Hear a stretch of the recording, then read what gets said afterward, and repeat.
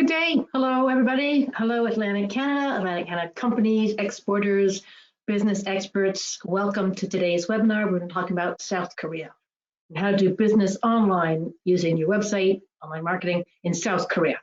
Thank you very, very much for joining, and we hope you enjoy the webinar. And please feel free to ask questions or get in touch if you want to have more information about online in South Korea. So let's just get started in that case. Before we dive down too deep, I'm going to perhaps just introduce ourselves. My name is Susanna Hardy. I'm Chief Content Officer at IBT Online.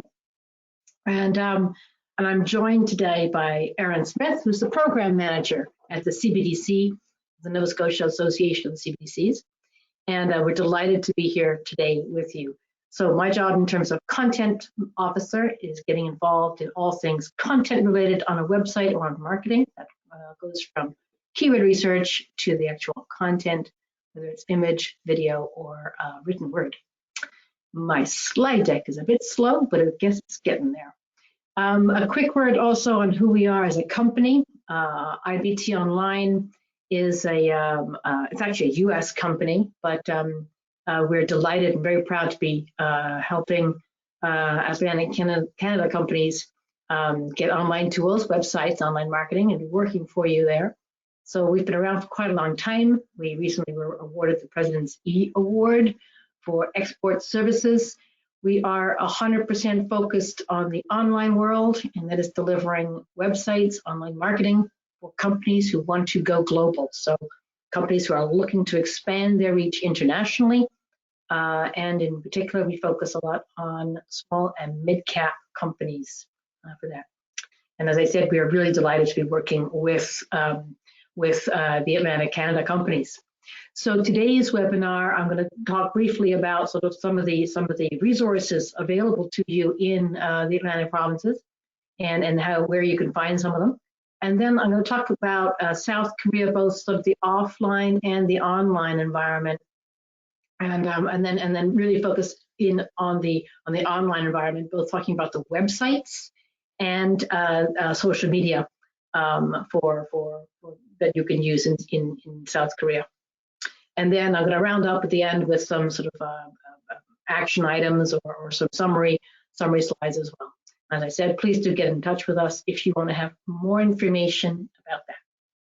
So without further ado, let's hop on. I said I'd start off with sort of a brief talk about Atlantic Canada, what I've called a helping hand. There's a lot of dedicated resources for Atlantic Canada companies. We have actually got a page on our website dedicated to you all. And I think we're thinking about how you can use some of those resources. They're all free to download. They're anything from infographics, blogs, white papers on marketing, on websites and so on. But for Atlantic Canada companies in particular, we were very struck how the provinces of Atlantic Canada came together to bring, as well as the Atlantic Canada Opportunities Agency, came together to bring some resources for you all, and really felt that 2020, 2021, you needed to get more online tools to help you during this time and looking out in the future as well. So as I said, there's quite a lot on our website. And part of that also is there are these webinars that we're currently promoting here. And there's a series of 9 webinars in total. They range from very generalized ones about international websites called things like website localization, global e-commerce, international online marketing, to specific country-specific or region-specific that we thought were of particular interest to Atlantic Canadian companies, like online in the USA, online in Latin America, online in Japan, and today we're talking about online in South Korea. If you enjoy them, please do share them with your colleagues, go through them, think about them, see how you can use them better for all of your online needs like that. And as I said, if you have further questions, please do let us know. I'm going to turn over now to Erin to talk a little bit about what the CBDC does and how you can also reach her and colleagues. Erin. Thanks, Susanna. Hi, everyone. Thanks for joining us today. I'm Erin Smith, and I'm the Executive Director of the Nova Scotia Association of CBDCs. We're a program manager and delivery agent for the project that's hosting these webinars. And the funding support for this project is made possible through the Atlantic Trade and Investment Growth Agreement. So this is a partnership of ACOA and the 4 Atlantic provincial governments. Governments made it a priority to really help companies get access to all the help and support that you need to export in today's digital environment. So that's all kinds of things like these webinars and other tools and programs and services. So we're going to provide you with a list of contacts for each of those government folks at the end of the webinar. I'd encourage you to reach out to them and get in touch to find out what other supports and programs might be a good fit for you. If you missed that slide or you're not quite sure who it is you should be talking to, please reach out to me and I can make those connections for you. I've got my contact information on the screen there, or you can just ask Google. She knows where to find me. And that's all I have to say. Susanna, back to you. Let's learn about South Korea. Thanks very much, Erin. And I'm sorry, my first slides seem a bit slow. They seem to be loading fine better now. So I'm going to just continue on that. So sorry if some of the first slides are a bit slow there. So let's talk about South Korea. And the first thing I want to talk about, in fact, is some of the offline characteristics of South Korea that play into the online world. So one of the first things we note when we're doing work in South Korea are South Korea's neighbors. So, you know, they've got some, how can we describe them? Let's call them spicy. I mean, there's North Korea, for example, China, Russia. So, you know, there's some, these are big guys sitting on their doorstep, and they affect how South Koreans websites and how South Koreans sort of see the internet and what they do with the internet. And I'll get back to that afterwards. On the other hand, South Korea is also open to the Pacific Basin, to Japan, Taiwan, the entire Pacific Rim. So it is this merger of the two regions, the two areas. The second big characteristic that we wanted to highlight is that your slides never go slow in South Korea. It has the fastest internet connections in the world. Some of the best 4G network. I think 5G started rolling out like over a year and a half ago. And from our point of view, from the online world, I mean, South Koreans are like tech junkies. They are fast adopters. They look first to the internet for things. Otherwise, I want to perhaps say as well, it is a land, again, from the online perspective, a land of contrasts, both the very traditional and the very modern. So this very tech, but at the same time, these very traditional values as well. So again, that's reflected in some of the things that you'll see online with them. So just a few more basics as well as we sort of look through. If I compare South Korea to Canada, you'll see, I mean, it's a bit larger population, but a similar GDP and similar urbanization side as well. But I think what's really interesting is that Canada and South Korea have a very strong historic relationship. It was Canada's first free trade agreement in that Pacific region, the Canada-Korea Free Trade Agreement. That was its, you know, the first one Canada signed.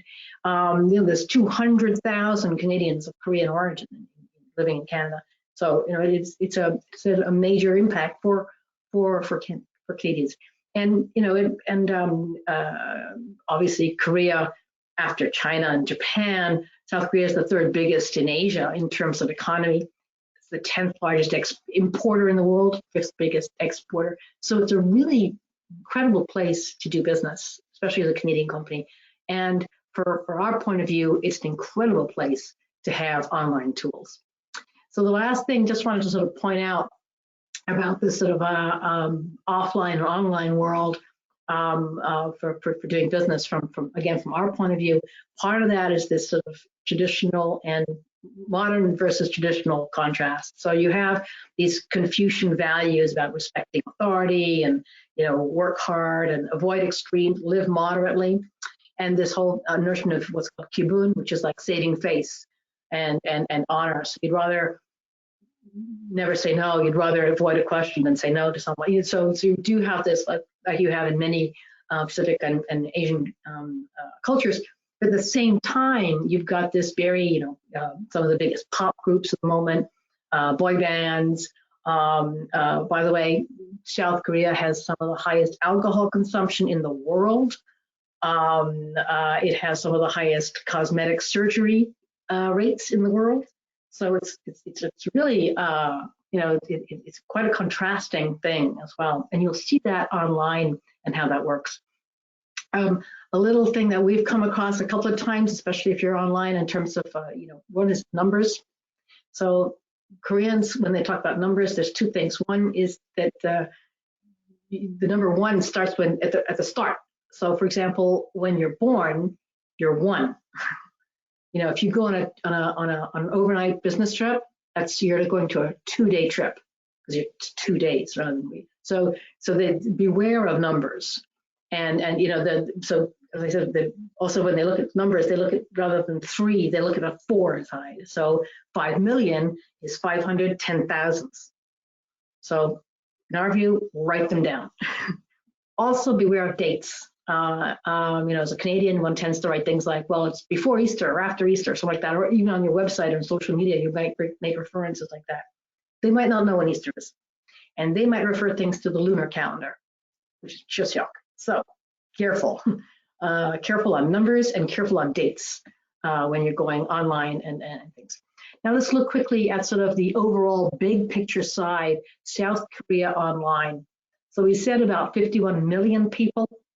The penetration rate of the internet is 96%. So out of 51 million people, 49 million are online, and not just sort of like online every now and then. Average time spent by a Korean online, about 5 hours and 40 minutes. So nearly 6 hours a day online for their internet. So 49 million Koreans, nearly 6 hours a day, every day. Also, social media users, and we'll come back to this later. 87% of them are using social media. So very large.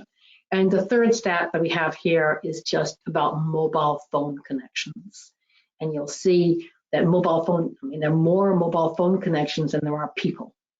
This is something we see in a lot of markets these days, in increasing number of markets when you have, particularly what's called a mobile first market, places like Malaysia, Vietnam, but also in established very high mobile phone connection market like South Korea. You have 118% mobile phone connections versus the population. And just drilling down into that, if we looked at some of the mobile internet use and things, we said Koreans are online for about 5 hours and 40 minutes per day.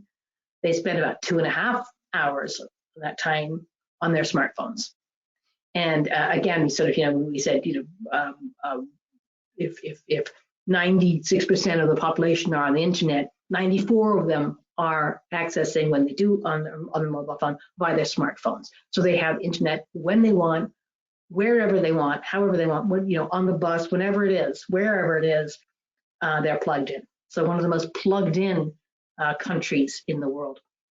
And as I mentioned, this very fast internet connection speeds, and that's really, over the average speed of fixed internet connections, 144 Mbps.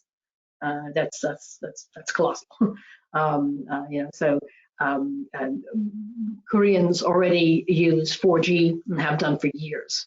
The top 3 service providers rolled out 5G starting in April 2019. 5G, by the way, is about 100 times faster than 4G. So, Koreans expect to have the internet and their websites absolutely, when they want, where they want, and as fast as possible. How do they go online? Where do they go? It's interesting to see the top, the most visited websites in South Korea. And you'll see here, I've given a little snapshot of them. I mean, Google, Naver, which is the South Korean search engine. I'll get back to that soon. There's a lot of names there that you'll recognize: YouTube, Amazon, Netflix. But there's a lot of names as well that you might not recognize. First is a whole collection of Chinese e-commerce websites, and e-commerce site is very much dominated by China. And it's Tmall, login Tmall, JD.com, and then Chinese social media, sort of WeChat environments like QQ. But there's also some South Korean local big players, and they're very large. Downet is one, and Kakao is another. We'll talk about those as well, because they're important to know when you're looking at a South Korean site. And then a better view of the same slide, in fact, is when you're looking at the actual top Google searches. So what are people looking at in Google? Well, I don't know if any of you can read this slide because it's all in Korean. Except for Google and YouTube and Naver, but they're all rest in Korean. And the point that I want to make here really is just to say, Koreans search in Korean, and your Canadian website will not get into Korea. That's absolutely clear. You can't just stick a couple pages onto your Canadian website and think that a South Korean audience can find you. You've got to have a really good, strong South Korean website hosted in South Korea, or hosted optimally anyway, nearby, in good Korean, localized for the Korean audience. It's too competitive environment to do otherwise. Another point that I just wanted to make again, getting back to those kind of spicy neighbors that I mentioned at the beginning, particularly with their fear or their relationship with North Korea. South Koreans have some of the highest worry, anxiety, concern with online privacy and well-being. Online privacy. You'll note that nearly half of internet users in South Korea deleted cookies from their web browsers in the last month. Now, when have you or I ever deleted cookies on your web? I mean, like once a year, so spring cleaning. They do it monthly. 59% express concern about fake news. There's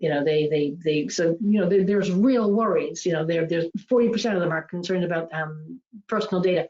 This really comes from sitting on the doorstep of North Korea. North Korea is, I think it's fair to say, the hacking kingdom, the hacking fiefdom of the world. It is really, North Korea doesn't really have, it's weird, it doesn't really have internet. There's only 20,000 internet users in North Korea, but they're all linked to the North Korean state. And the Kim Jong-un basically discovered that he could use the internet to make money. So with free VPNs, he could do crypto currency mining, he can do hacking, he can look at taking down major environments and so on. So it is a big deal then to see.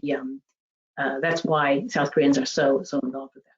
Let's now turn a little bit to sort of websites. What do the good websites look like in South Korea? What are the main things that they should have as characteristics, and so on. So I mentioned that there are, I mentioned a company called Naver, and Naver is really a South Korean search engine. Now, there are not that many search engines left around after Google. So you've got Yandex in Russia, you've got a couple of them in China led by Baidu. You've got Google all over the planet. And in South Korea, you've got Naver. Naver is declining in popularity as younger people tend to do other things with things, but Naver is still a dominant one that you want to take some thoughts about. And the way Naver works, well, it works like a search engine, but it's a bit particular as well for that. So kind of similar to Baidu and Yandex, Naver has a whole portfolio of services around it that it tries to include. So it tries to make a closed environment so you don't ever have to leave that Naver place. So it'll have, Naver blog, Naver cafe, Naver news. So that someone who's on Naver can find all the things they want. Naver pay even, So it tries to combine social media with a search engine with a lot of other functionality. more similar to a Baidu or a WeChat than a strict Google. For example, knowledge in Naver, that's kind of like a Yahoo Q&A. It takes data from lots of different sources and answers questions for you, things like that. So it's different from Google, but again, it is, in our view, declining a little bit in terms of popularity in favor of Google. When you're looking, when a South Korean looks at Naver, they'll get different views. And the whole notion of organic search is less defined in Naver than it is, for example, in Google. So organic search means that the search engine just thinks you're the best, you've got the best authority on that, whatever the question is that's been typed into the search bar, and they'll put you up at top. On Naver, it's more sort of nuanced. They'll have a whole different range of things. Paid are clearly defined by the letters, by the color, sorry, so that's blue coming out at you. But they'll also have something called brand search. I've circled that in red here, what that looks like. And brand search is something you can pay for, and it's absolutely what you want, especially if you're a B2B company. So it means that if someone's looking for the word marketing or online marketing, they'll pop up as advertisements on top of the screen. So not just the links to your website will pop up as ads, but whole images and it'll pop up in bigger letters. So it's a very strong advertising side to it. So that's one of the points. And this brings me to another little point, which is really about keywords and how keywords are really, really, really important for your Korean website and your Korean marketing. In our experience, the best way, in fact, is to make sure that you're looking at keyword rankings in Google and in Naver. They might show slight differences, but look at both of them. It's worth looking at both of them to see which ones they rank best for. You might find that the Naver ones, in fact, are the ones that are ranking best with the kind of your buyer personas. And because of Naver, Korean websites and online marketing often have a lot of other information, blogs, social media, forums built into them. And the reason is that Naver promotes those blogs in their knowledge base, in their cafe area, and so on, so that you can actually leverage your website very cleverly through Naver. As I said, Naver tends to be for a slightly older generation, Google for a younger generation. So for example, if you're in a B2B sphere, you might want to think more about Naver. Younger generation, B2C, you might more think about Google. A couple of examples of websites, of Korean websites from Canadian or US companies. The first thing I wanted to point out here is the top level domain name. Now, a top level domain name is the URL, for example, canadaexporter.ca. .ca is your top level country domain. And for South Korea, it's .kr. The bad news is it's restricted. And so you have to be a Korean company or have a registration in Korea. So if you have a distributor that you trust there, you can use something with your distributor can do that for you, and you get the .kr. Otherwise, you can go through specialized agents. So on that, I'm not sure it's a great idea. Or else we can design it so that you have like a backslash subdomain, which can also work perfectly fine for that. The company that I'm showing now, for example, despite their scary name, they're actually a warfighter logistics. In fact, they're a logistics company.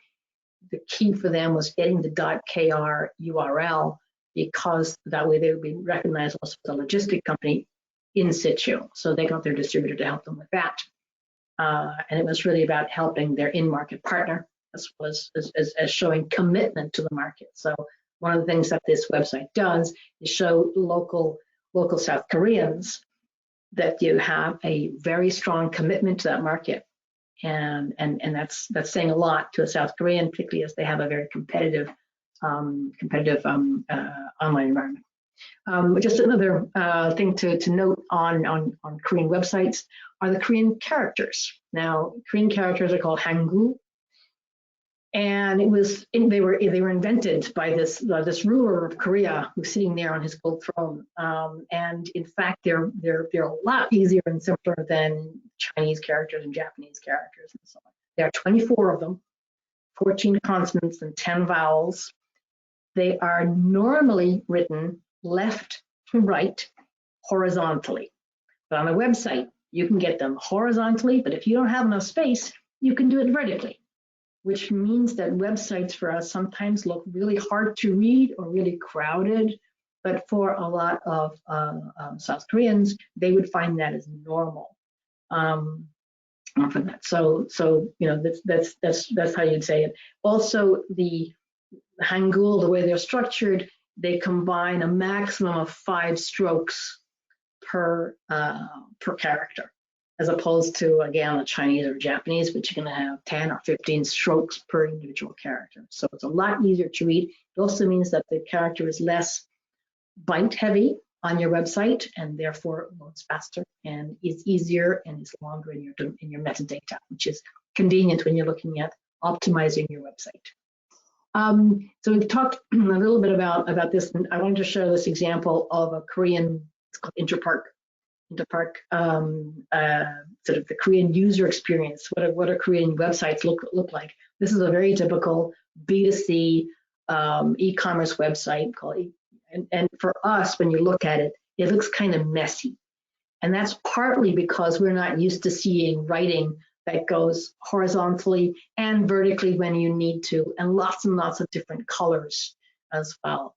And there's a lot of discussion about why this is, why do the Korean websites not look more sort of designish? And maybe the point here as well is that because they had Naver rather than Google has actually been a driver for a lot of design and user experience, because their algorithm favors better design and tighter websites.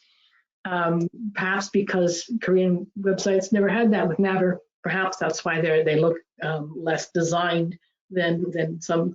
But one of the key absolute must-haves is that it's totally mobile enabled, because as I said earlier, your Korean will be looking at this on their mobile phone. Even B2B users will use their phone as a very active office equipment. And as I said, obviously, the shorter text, the Hangul characters, also mean that your design can get very crowded, because you can put a lot more on the navigation bar. You can say a lot more in those tiny characters than you can in for example, Canadian, when you say a whole sentence.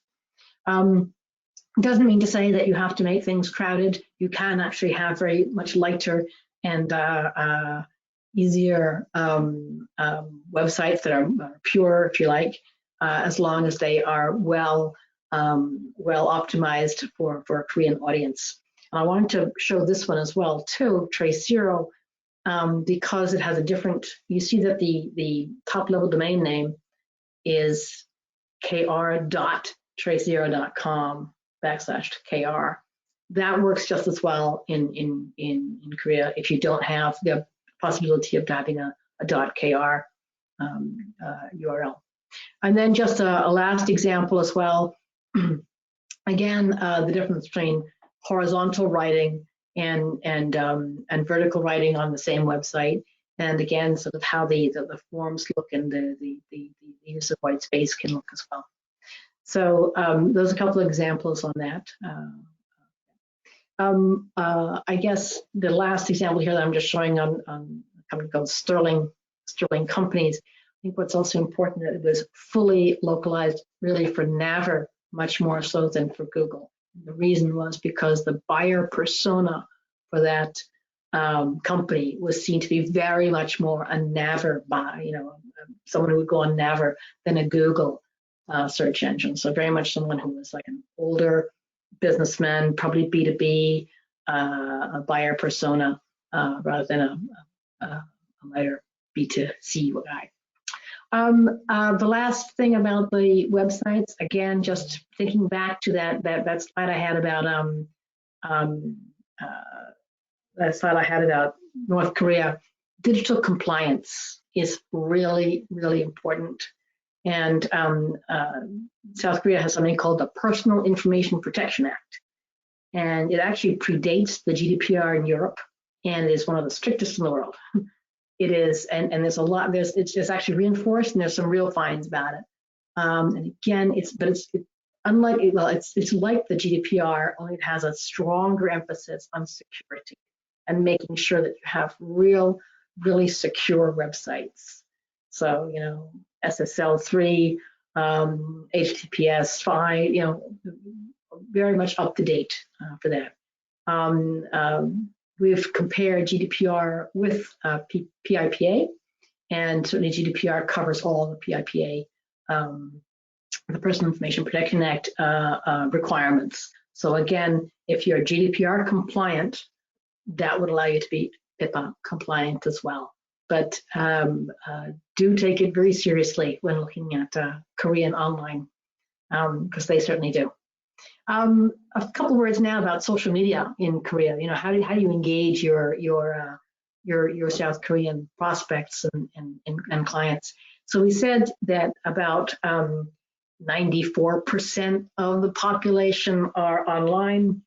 87% of them are using social media. So, you know, social media is absolutely ubiquitous on it. 100% accessing it via their mobile phones as well as by fixed, but really spending a lot of time. And I think I mentioned that if you look at some of the behavior of the social media, we can see that I said they're spending about 5 hours and 40 minutes on the internet, over an hour just on social media for that. So again, it's really worth looking at. What I like to point out here as well is that pretty well 20% of people say that internet users use social media for work purposes, and this is very fast growing. Sort of 3-4 years ago it was like 2 or 3%, now 18%, and that was at the start of January 2020. We reckon it's grown another 10% since then, from what we can tell. It is an incredible environment for social media. There's a lot of different apps. Some of them you'll recognize, some of them you don't at all. So just a couple of reminders on this slide. As I said, internet is absolutely ubiquitous. 4G is everywhere. 5G is fast rolling out as well. And in fact, South Korea ranks 3rd in the world for the percentage of active social media use. So the screenshot on the left shows the top 10 social media apps in South Korea. You'll notice some things you might recognize instantly, like Facebook and Instagram, and they've come up, risen quite well. But there's a lot of other ones that you might not recognize: Line, Naver Cafe, Dome Cafe, Snow, Kakao Story, Kakao Talk, Band, all these ones. And these are also homegrown Korean stars. And I'm going to talk a little bit about some of those. If I look at the most used social media platforms in South Korea, the number one by quite a long way is in fact YouTube. And South Koreans use YouTube for work, and they also watch an awful lot of videos and do a lot of streaming on the video side. But the number two, pretty well the same size as YouTube, is Kakao Talk, and that's sort of a messaging app linked to the whole sort of Kakao environment, which I'll talk about in more detail in a moment.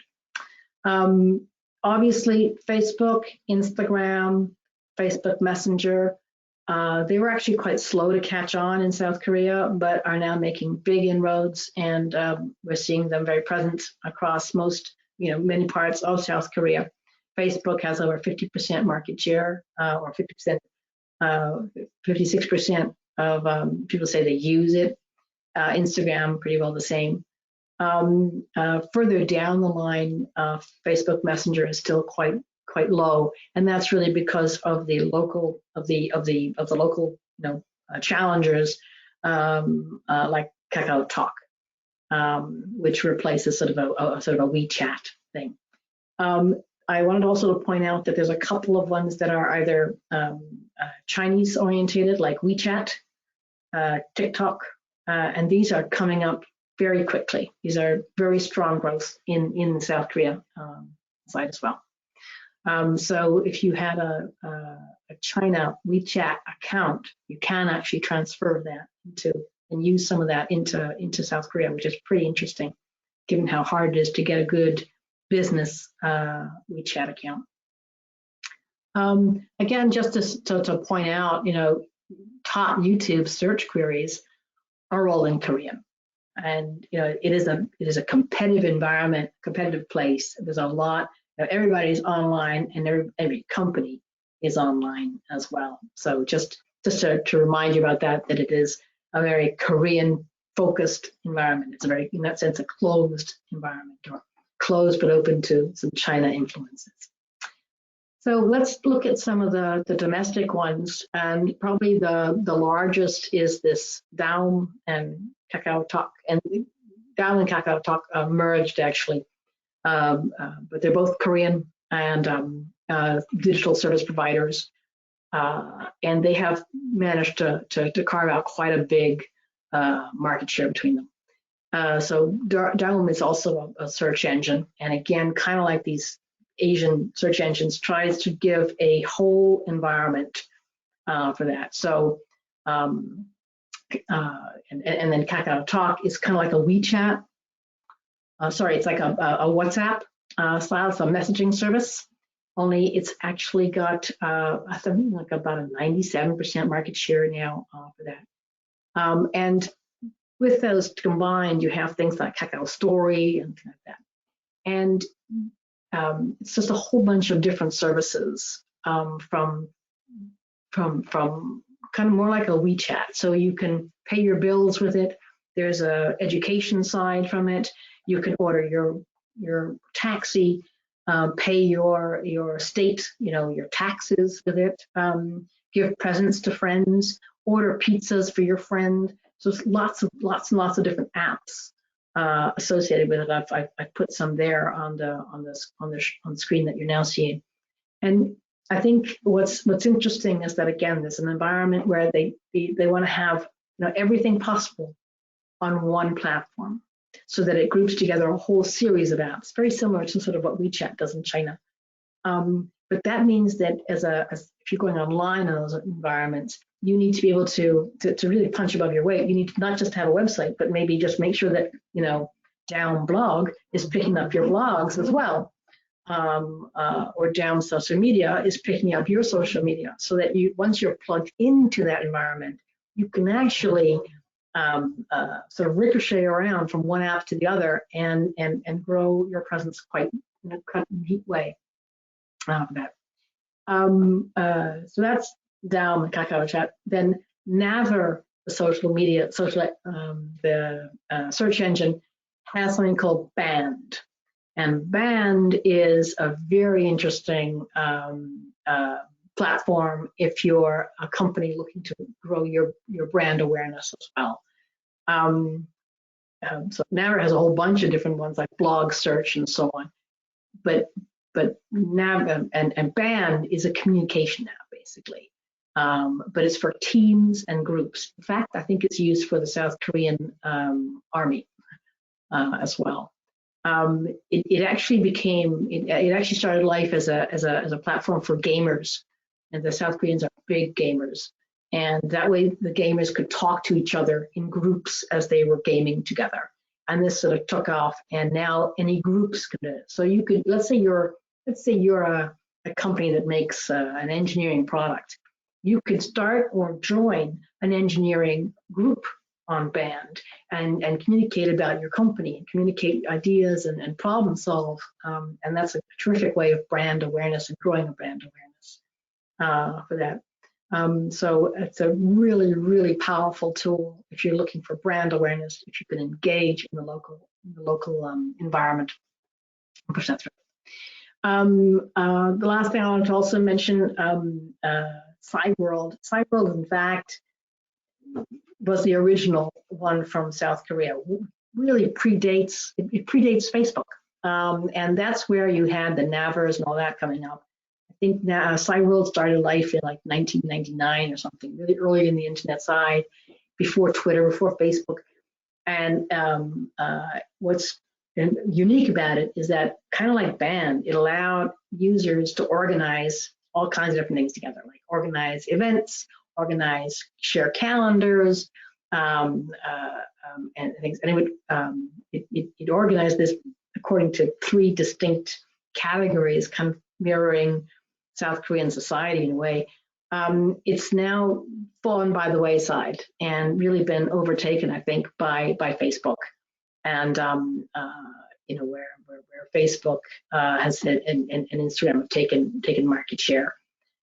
So again, this is sort of a generational issue as well, as sort of, you know, the over 50s go for more sort of, you know, Kakao Talk, Kakao Story, Naver, whereas the younger generation are looking more at Google, Facebook, YouTube, and so on. So you can see this evolution for that. I think the stat of sort of the under 24-year-olds in Korea spend something like 1/3 of their social media time on Facebook alone. And Facebook in South Korea didn't really have a presence at all, even 5 years ago.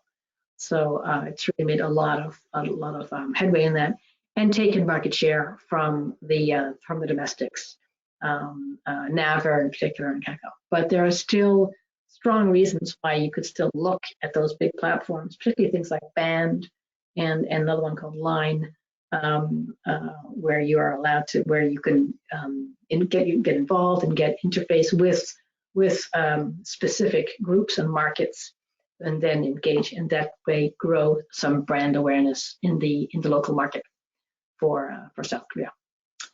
Right, that was sort of a whirlwind tour of websites and social media in South Korea. Just a quick sort of action points, takeaways, really. I guess for us, something I repeat at pretty well all the webinars. We really feel that, you know, for Atlantic Canadian companies, using online tools, websites, online marketing is a really fantastic way for all of us to get out into the world. Pandemic or no pandemic, they're just really effective ways of reaching your prospective buyers and engaging with them and making sure you get found when they're looking for you, making sure that you're understood and that you're able to do business internationally and globally. South Korea in particular is a great place for doing online work, not just because they're so plugged in. So remember, you know, was it 96% of the population using the internet for more than 5 hours, nearly 6 hours a day, with what is it, 87% of the population using social media for over an hour a day. So they really are very plugged in. Oh, and the fastest internet probably in the world. So they're very plugged in, very responsive, and they expect you to be online. They expect to find whatever it is they want to find online. If they're searching for something, they're going to search online. They're not going to search outside that environment. They're going to search online. I guess the last thing I wanted to point out was that there are a lot of resources for you, whether that's you know, what we have on our website. For these webinars, please have a look through them, check them out, see if there are any that are of interest for you, whether it's website localization, online in Latin America, online in Japan, online in the USA, international online marketing. There's a whole range of them for you. check them out, and you can always share them with your colleagues if you think they're of interest. And if you want more information or have specific questions, then just give me a call or contact Erin, or else contact your local province organization. The trade support specialist in New Brunswick and PEI, Newfoundland, Labrador, Nova Scotia. So there's a lot of different helping hands that you can contact and get in touch with. And I've put up or Erin actually organized to put up the email addresses and telephone numbers of the main contacts for you here, which you can see. As I said, there's a lot of helping hands throughout the provinces, as well as the Atlantic Canada Opportunities Agency is there as well. So in terms of next steps, check out the webinars, get your teams together, and decide whether this online environment is the right thing for you and your company, and figure out your strategy, figure out how you're going to get there, what are the missing components that you need, and then do reach out. We can be of help, would be happy to, or reach out to your province economic development agency and the economic development executives in all those different provinces. So with that, we round it all up. I think that last slide is very slow to load. I apologize. It should be coming up in a second. I'm going to let that sit there for a moment to show you just the contact numbers and addresses of everybody in your regions. But as Erin said in the beginning, if you can't see that yet, then you can always also trust Google and Google it, or reach out to Erin directly through it. Thank you all so much for your time today, and we wish you all a very good continuation with exporting and so on. There's a couple of questions that have come in. There's one in particular which I will answer right now, especially as that last slide is having trouble loading, which is about hosting, and it's a very good question. You said North Korea is a place of hacking, so is it safe to host in the area in South Korea? Yes, is the short answer. When hosting a website, you try and host locally in order for your website to tick one of the algorithm boxes so that it shows that it is relevant for that area, and also that you do upload and download speeds well. You can host via huge companies who have big servers across the world. For example, when we're hosting websites for you guys, we'll host them with companies like Nexus or even Amazon Cloud. And they're global companies everywhere and have very robust systems around them.